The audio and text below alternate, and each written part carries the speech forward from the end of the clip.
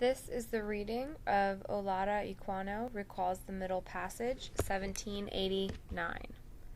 Olaudah Equiano, 1745 to 1797, also known as Gustos Vasa, was born in Benin, which is in West Africa. When he was about 10 years old, he was kidnapped by Africans, known as Arrows, and sold into slavery. After being sold multiple times, he was purchased by Europeans who shipped him to Barbados and then to Virginia. Ultimately, Equiano gained his freedom, moved to England, became a Christian missionary and abolitionist, and wrote his life story.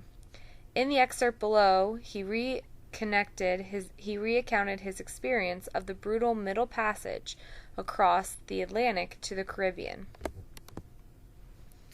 Until recently, most historians trusted Equiano's autobiography. However, Equiano, the African biography of a self-made man, Vincent Colorado presents evidence that suggests that Equiano was probably born in South Carolina.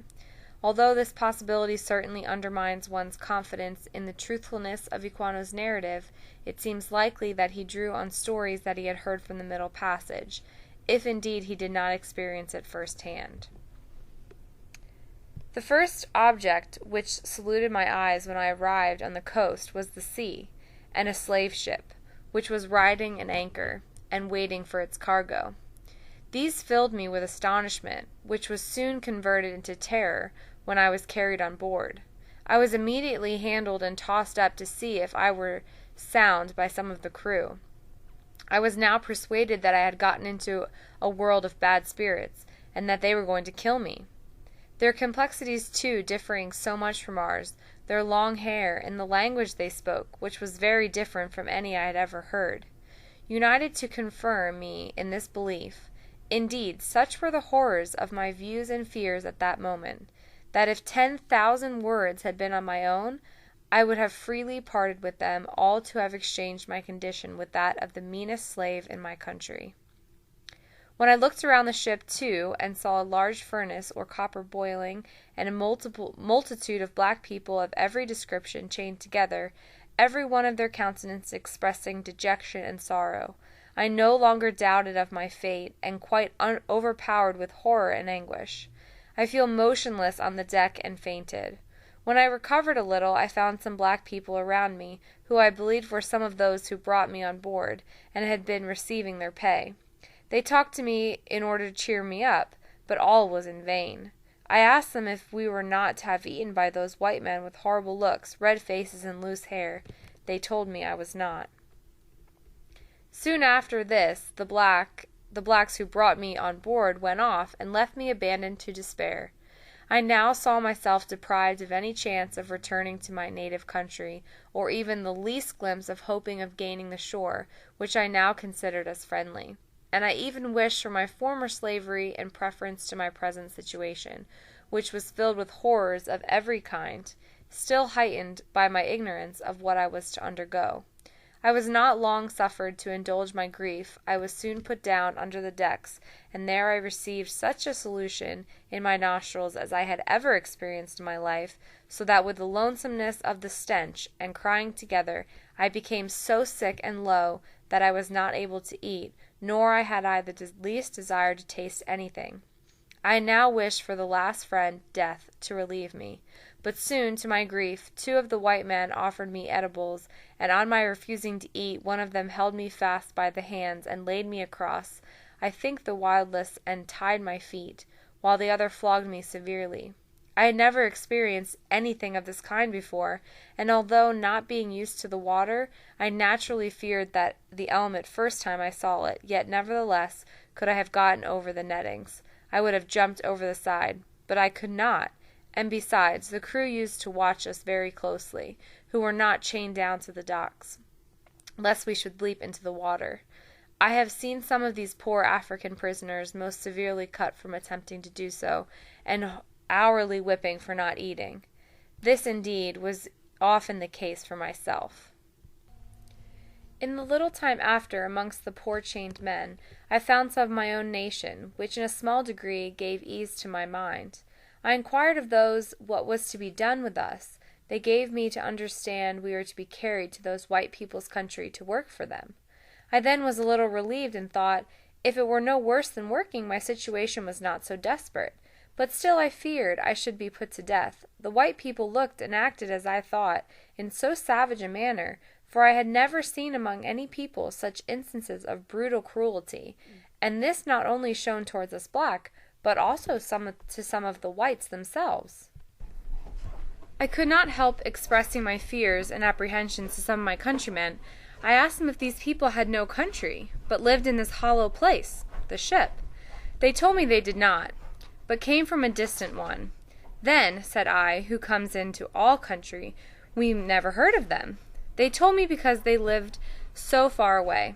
I then asked, where are their women? Had any like themselves? I was told that they had. And why, said I, do we not see them? They answered because they were left behind. I asked how the vessel could go. They told me they could not tell, but there were cloths put upon the mast by the help of the ropes I saw.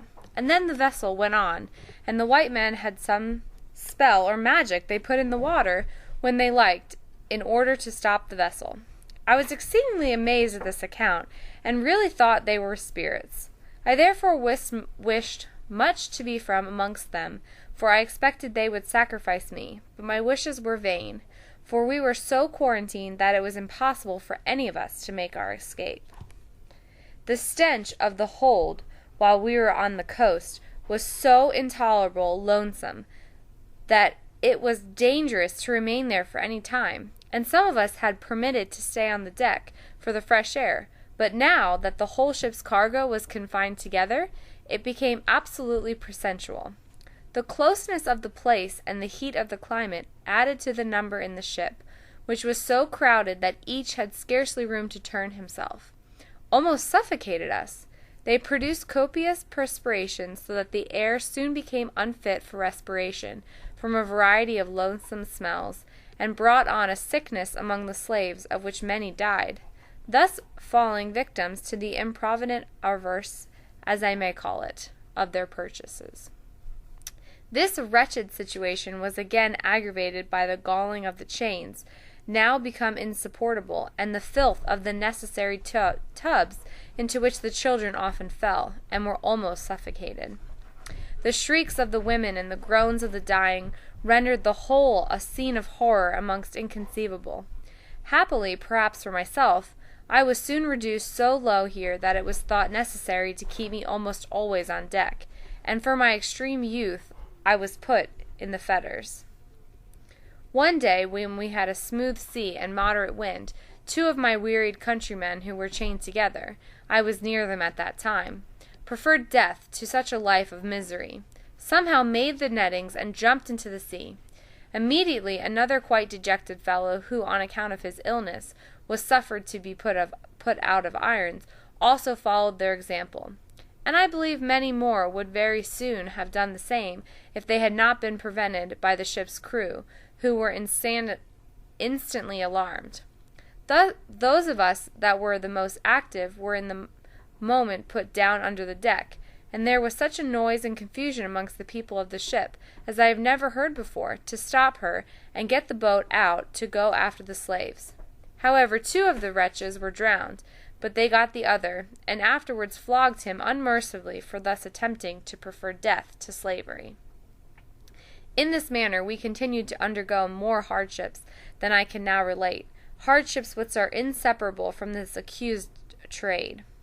Many a time we were near suffocation from the want of fresh air, which we were often without for whole days together. This and the stench of the necessary tubs carried off many. At last we came in sight of the island of Barbados, at which the whites on board gave a great shout and many signs of joy to us. We did not know what to think of this, but as the vessel drew nearer we plainly saw the harbor and other ships of different kinds and sizes, and we soon anchored amongst them off Bridgetown. Many merchants and planters now came aboard, though it was in the evening. They put us in separate parcels and examined us attentively. They also made us jump, and pointed the land, signifying where we were to go there.